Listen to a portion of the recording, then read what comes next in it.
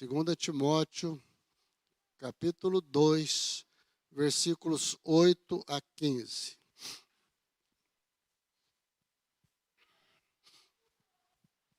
O texto de Timóteo diz o seguinte: Quero, pois, que os homens orem em todos os lugares, levantando mãos santas, sem ira e sem animosidade. Da mesma forma que as mulheres, em traje decente, se enfeitem com modéstia e bom senso, não com tranças no cabelo, ouro, pérolas ou roupas caras, porém com boas obras, como convém às mulheres que professam ser piedosas. A mulher aprenda em silêncio, com toda submissão. Não permito que a mulher ensine, nem que exerça autoridade sobre o homem. Esteja, porém, em silêncio, porque primeiro foi formado Adão e depois a Eva. Adão não foi iludido, mas a mulher, sendo enganada, caiu em transgressão. Mas ela será salva, tendo filhos, se permanecer em fé, amor e santificação com bom senso.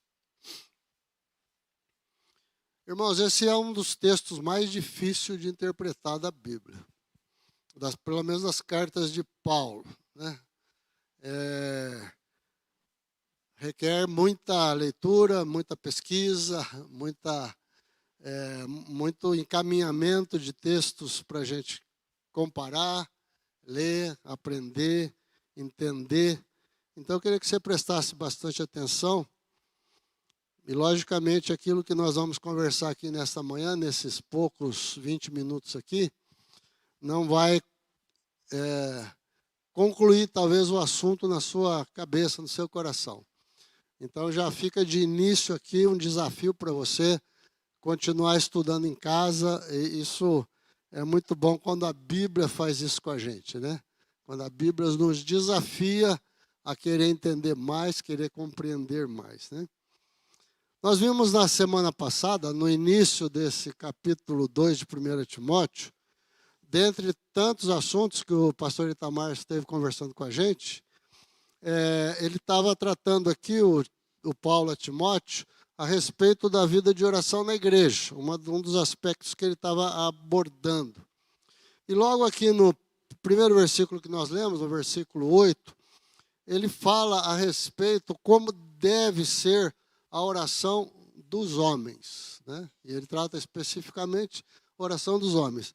A gente tem que entender que é a oração na igreja, oração dos homens, oração das mulheres, oração que a gente faz a Deus, né? E ele cita aqui algumas coisas que devem ser observadas. A primeira coisa que ele cita é que a oração ela deve ser feita em todos os lugares. Ou seja, a igreja deve estar sempre exercendo a oração. A oração deve estar presente na vida da igreja sempre, né? Não é uma coisa de vez em quando, mas é uma coisa de sempre. A igreja deve sempre estar em oração. E quando ele fala dessa forma, é porque pode ser que naquele tempo alguém entendesse que a oração devesse ser feita apenas no templo ou na sinagoga. Mas Paulo está trazendo aqui esse esclarecimento. Ela deve ser feita em todos os lugares. Em todos os lugares. E essa é uma instrução para nós, né? A nossa vida de oração, ela precisa ser feita em todos os lugares. Em casa, na igreja, onde a gente estiver. Lá na cidade, no ônibus, no carro. Nada impede que a nossa vida de oração seja feita, né? Nós podemos estar falando com Deus em todo o tempo. Uma outra coisa que ele fala aqui, que é importante, é que a gente tenha uma vida correta diante de Deus para que nossas orações sejam ouvidas e cheguem até Deus. Por isso que ele fala aqui que as pessoas deviam orar com mãos santas, né? Com mãos santas, né? Ou seja, a santidade do nosso coração é uma coisa que Deus requer para a nossa vida de oração. Não adianta a gente estar orando se a nossa vida é torta, se a nossa vida está desarrumada diante de Deus, se a gente não está se importando com aquilo que a gente faz, aquilo que a gente executa por aí no nosso dia a dia.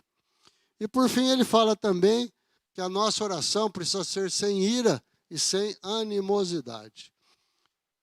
Ou seja, a nossa relação não é somente com Deus, mas é também com o próximo, com a pessoa que está ao nosso lado. Se nós temos problemas com as pessoas ao nosso redor, nós temos que acertar isso, resolver isso. Aliás, Jesus ensinou bem isso a gente, né? Ele falou que se a gente tivesse algum problema, quando a gente ia fazer a nossa oferta para Deus, a gente deveria primeiro ir lá acertar a nossa situação e depois trazer a nossa oferta. Isso vale para oração, né? Isso vale para oração. Então, Jesus falou muito bem na oração do Pai Nosso que ele ensinou, né? Se a gente tem alguma coisa contra o próximo, vai, acerta com o próximo para que a sua oração seja ouvida. Então, essa é a preocupação quanto à oração. Mas a partir do versículo 9, o apóstolo Paulo, conversando então aí com Timóteo, ele começa a trazer alguns ensinamentos e ele cita aí especificamente as mulheres, né? As mulheres. E ele usa logo no início, né? Ele usa a seguinte expressão, da mesma forma. Ou seja, do mesmo jeito que é para os homens, é para as mulheres, né? E ele traz aqui algumas instruções para a mulher quando ela estivesse no templo, quando ela estivesse buscando a Deus, quando ela estivesse adorando a Deus ou quando ela estivesse orando. E a primeira coisa que ele traz aqui é o traje, a importância de como a mulher se deve trajar. E ele cita aqui a decência, né? A modéstia, o bom senso deveria estar presente na vida da mulher. E ele cita aqui 3 coisas. Ele cita a respeito dos trajes, das roupas, das vestimentas. Ele cita aqui a arrumação dos cabelos. E ele cita aqui o uso de joias, de ouro, de coisas desse tipo, né? Por que será que Paulo está falando isso? Será que essas coisas seriam proibidas? Será que Paulo está dizendo que isso não deveria ser usado, essas coisas não deveriam ser usadas? Irmãos, não é isso que o texto está tratando, né? Quando Paulo fala em traje decente, nós perfeitamente compreendemos o que significa isso que o Paulo está falando. A gente tem conversado muitas vezes isso na igreja, né? E as mulheres devem sim se vestir com bom senso, com modéstia, para estar vindo à igreja, né? Vindo aos trabalhos do Senhor e no dia a dia, sempre, né? Sempre. Não adianta a gente falar na igreja se lá fora a gente faz totalmente diferente, né?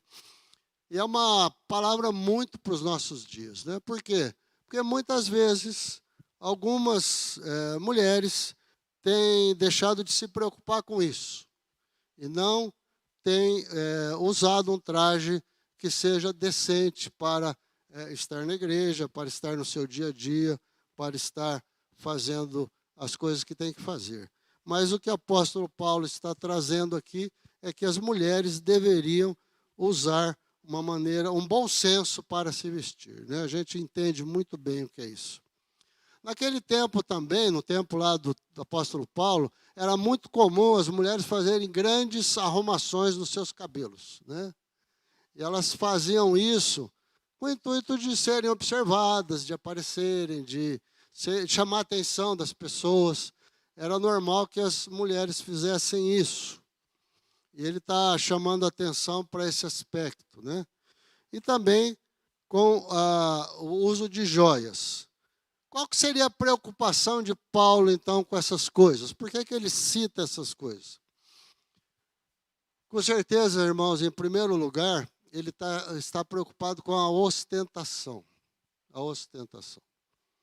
Qual que é o problema da mulher ficar bonita, da mulher se enfeitar, da mulher se arrumar?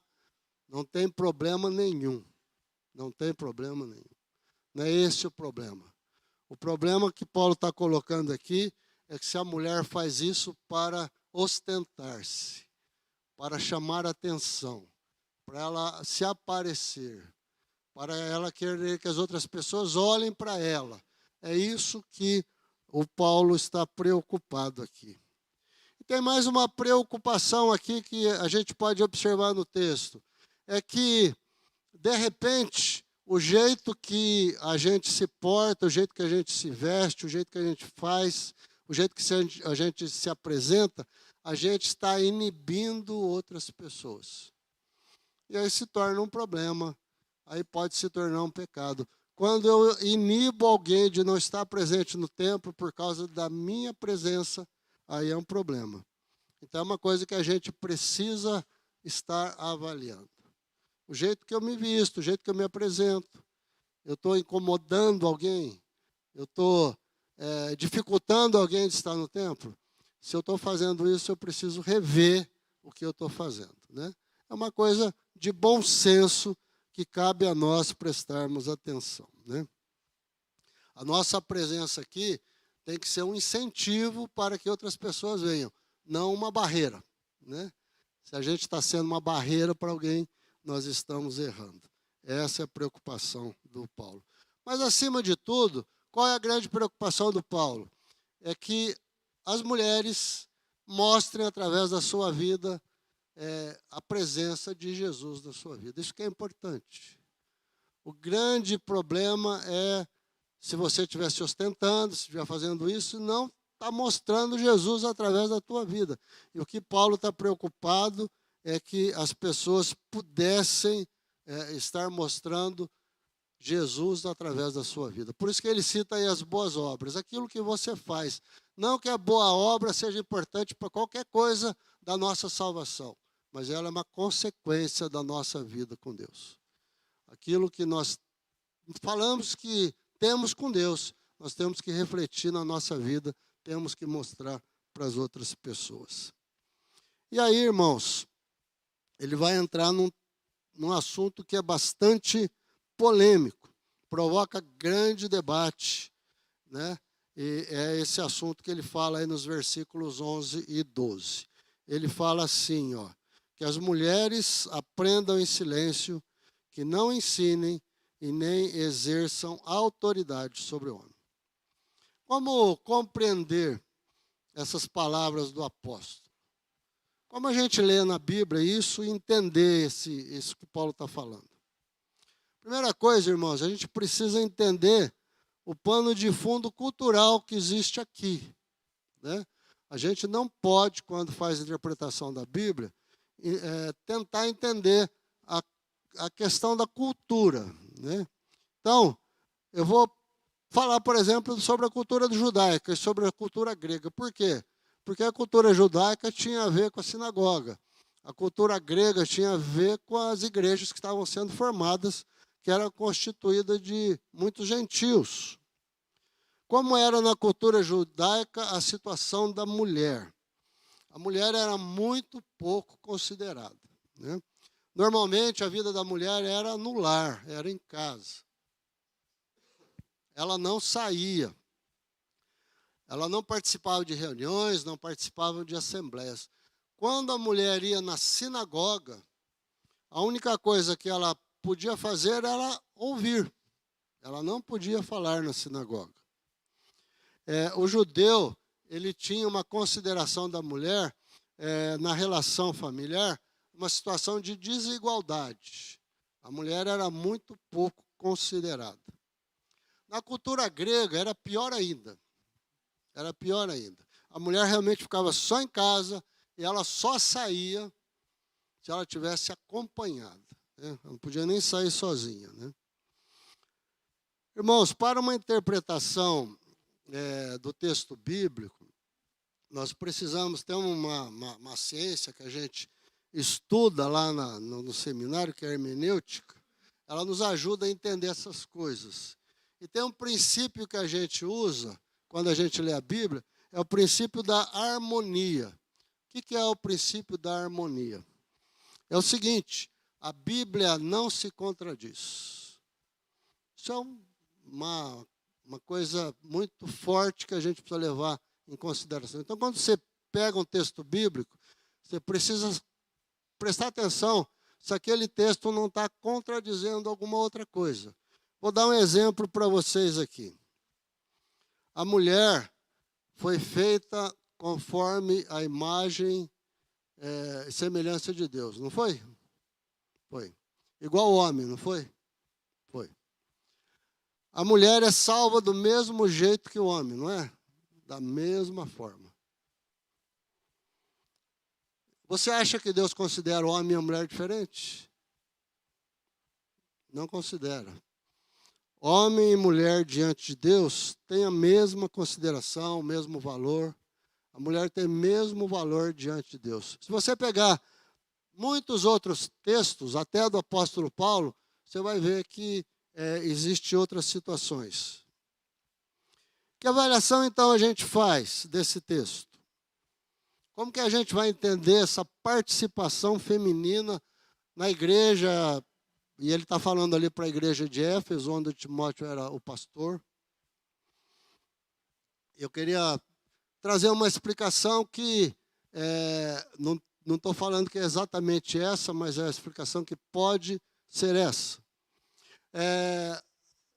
Com a chegada do Evangelho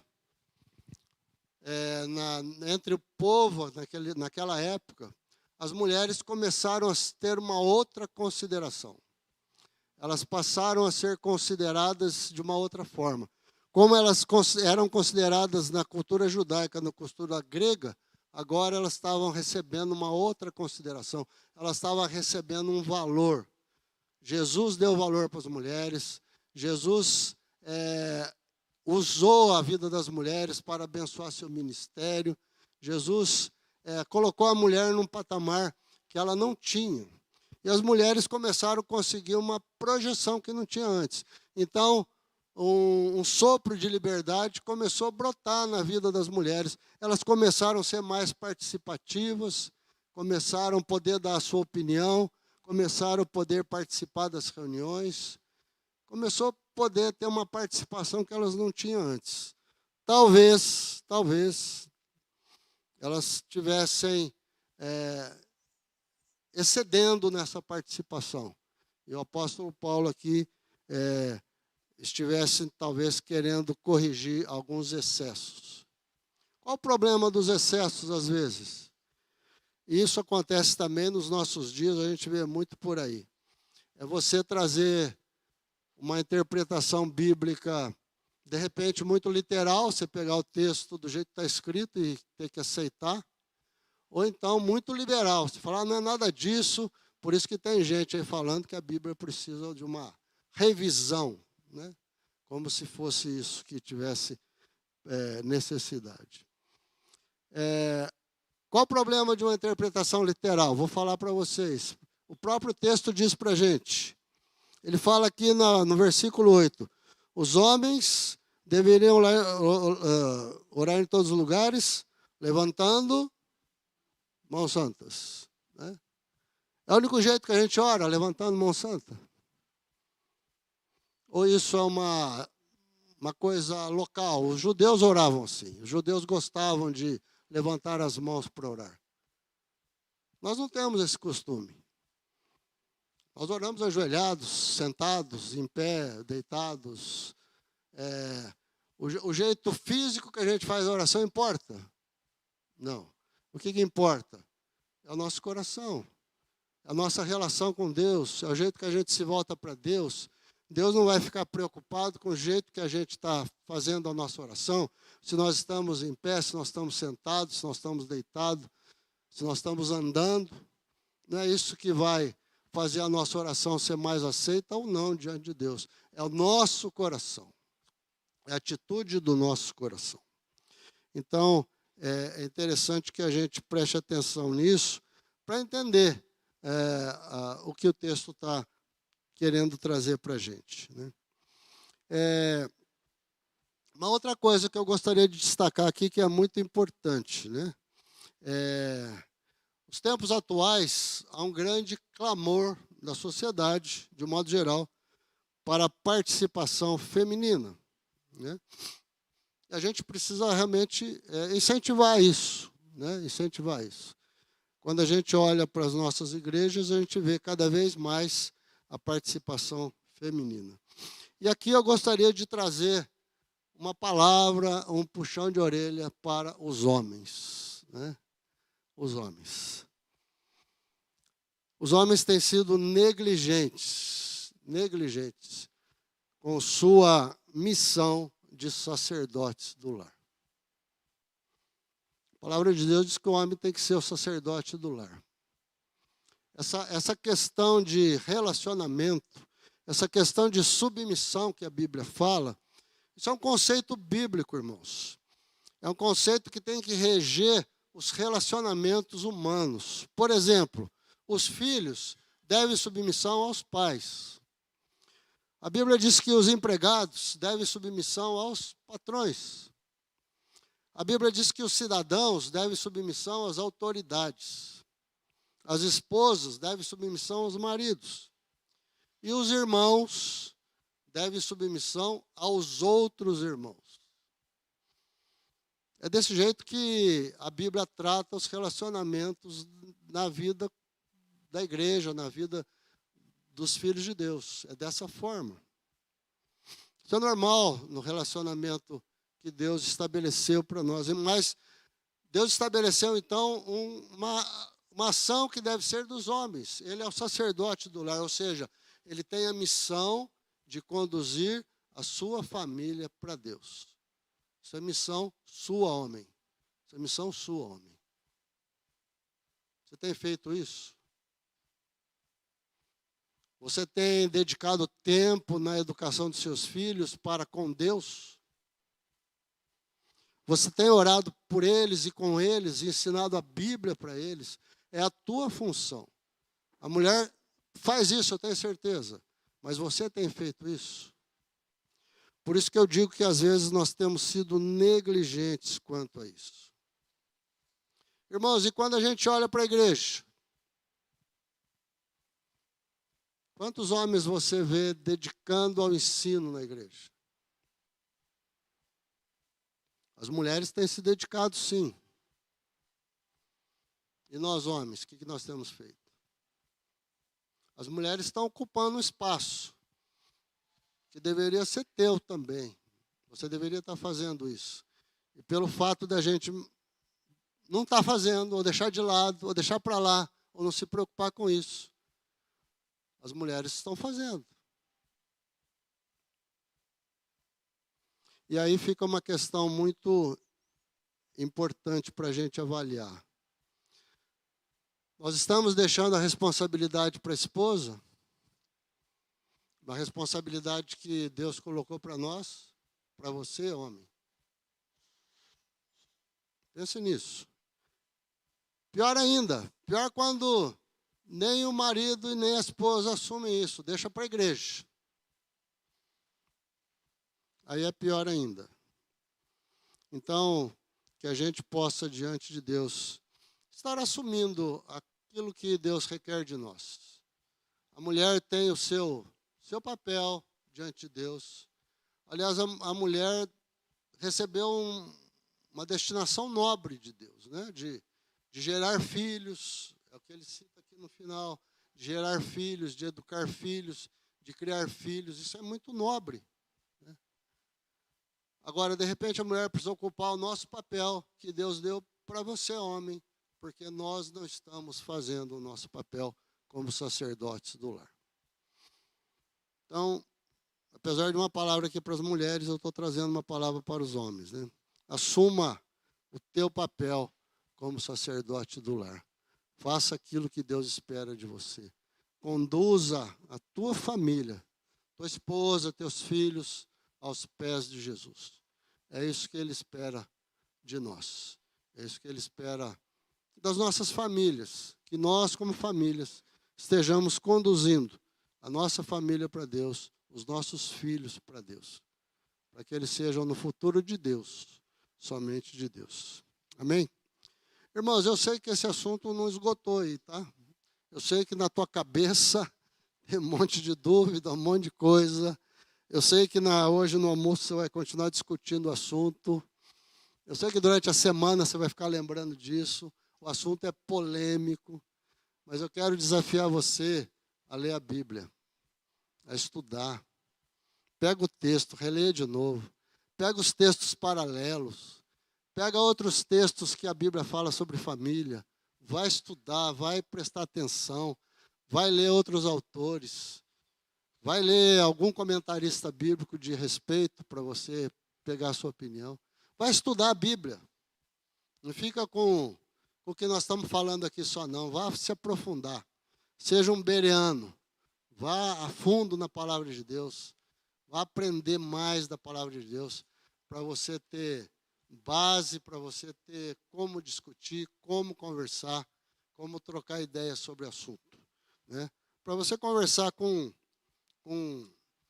qualidade junto à sua família, junto aos seus irmãos, aqueles que estão perto de você. Use a palavra de Deus para você tirar todas as suas dúvidas e qualquer coisa. Venha conversar com a gente, venha perguntar, venha tirar as tuas dúvidas.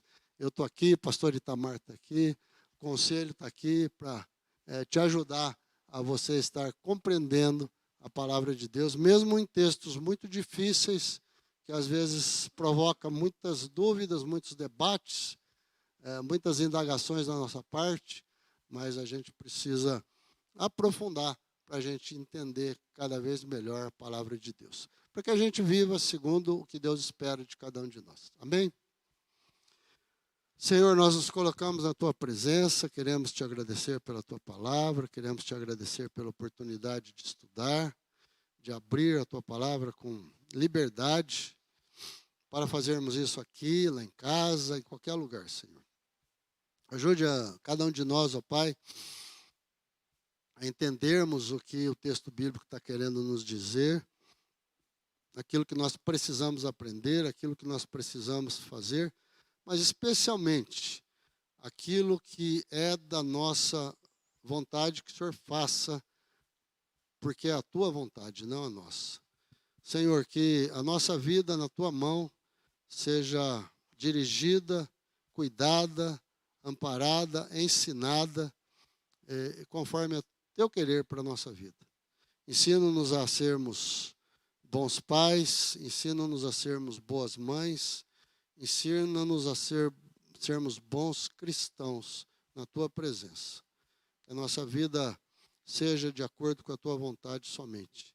Nós oramos, agradecemos o Senhor, pedimos que o Teu Santo Espírito esteja tratando com os nossos corações a cada dia, nos ensinando a respeito do Teu querer e da Tua vontade, em nome de Jesus. Amém.